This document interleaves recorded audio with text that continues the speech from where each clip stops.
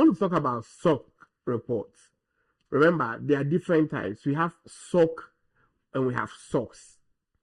SOC is Service Organization Control. SOCs is the Sarbanes-Oxley Act. Now, these are the two frameworks that sounds similar, SOCs and SOC. And we also have a SOC, that is the operating center.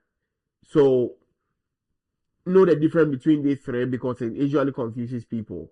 Now we have SOC 1, SOC 2, and SOC 3. But when we say SOC report, what are SOC reports? SOC reports are service organization reports that deal with managing financial or personal information as a company. Now, there are three types: SOC 1, SOC 2, and SOC 3. Now, when it comes to SOC 1 and SOC 2, we have Type 1 and Type 2. Now, SOC 1 talks about applying to financial information controls, whereas SOC 2 talks about the compliance and certification that covers personal user information. Then we have SOC 3. Now, the SOC 3 is the reports that are publicly accessible, so they do not include any confidential information about the company.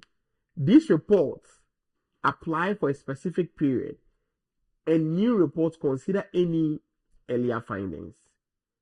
Now, the AICPA defined them as part of the SSAE 18, and that's the organization that is in charge of the SOC.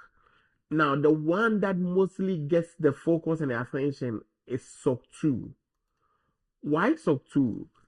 Because the SOC 2 framework is an internal auditing procedure. Now, this is to report how organization securely manages its business critical information and clients' privacy.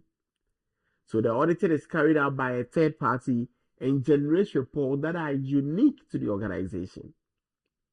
Now, the SOC 2 builds its principles under the 5 trust principles: security, availability, processing integrity, confidentiality, and privacy.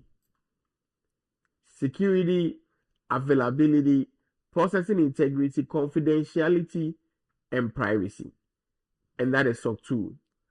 When we talk about this SOC or these various SOCs that we are mentioning, SOC 1, SOC 2, SOC 3, SOC 2 has Type 1 and Type 2. Then we want to be able to look into what SOC 2 Type 1 is, what SOC 2 Type 2 is.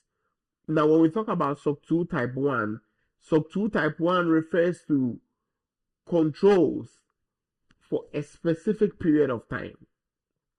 SOC 2 Type 2 talks about the controls for a duration, that we are monitoring the controls for a period between 3 to 6 months, and to be able to understand how the controls are faring, how the controls are implemented.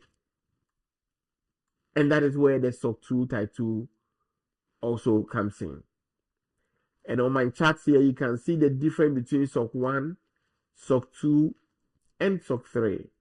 SOC 1 talks about reports on your internal controls related to financial statements.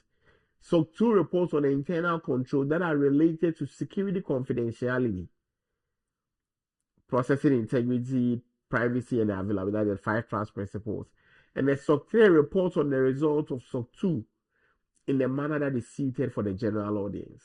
When it comes to SOC 1, control how you process and secure customers' financial information. SOC 2 talks about controlling any of the 5 trust principles or 5 service principles. The SOC 3 talks about the controlling the same principles that you are controlling in SOC 2. I hope this gives you a better understanding of what SOC 1, SOC 2, and SOC 3 is. Remember, SOC 1 Type 1 and SOC 2 Type 1 and 2. The Type 1s are all similar. Talking about a specific period, we do an assessment or an audit on this specific dates. Whereas the type 2 talks about a duration of period. So mostly every company likes the type 2 because it goes in depth to give you a better understanding of how the company's controls have been in place for the financial and the trust principles.